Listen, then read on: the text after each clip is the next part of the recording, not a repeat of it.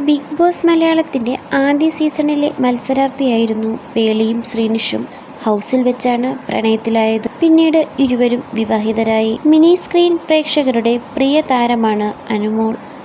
നിരവധി സീരിയലുകളിൽ അഭിനയിച്ചിട്ടുണ്ടെങ്കിലും ടമാർ പടാർ, star magic എന്നീ ഷോകളിലൂടെയാണ് Anumol mini screen പ്രേക്ഷകരുടെ പ്രിയങ്കരിയായത്. ഇപ്പോൾ ബിഗ് ബോസ് മലയാളം 7ാം സീസണിലും അനുമോൾ മത്സരിക്കുന്നുണ്ട്. ബിഗ് ബോസ് വീടിനകത്ത് ലവ് ട്രാക്ക് പിടിക്കാൻ താല്പര്യമില്ലെന്ന അനുമോളുടെ വാക്കുകളാണ് ശ്രദ്ധ നേടുന്നത്.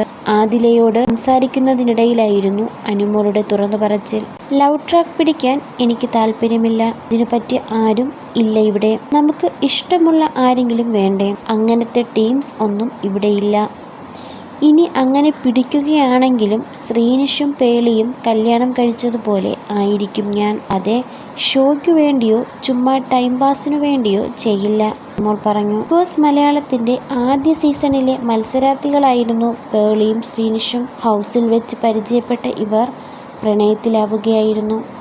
പിന്നീട് ഇരുവരും വിവാഹിതരാവുകയും ചെയ്തു.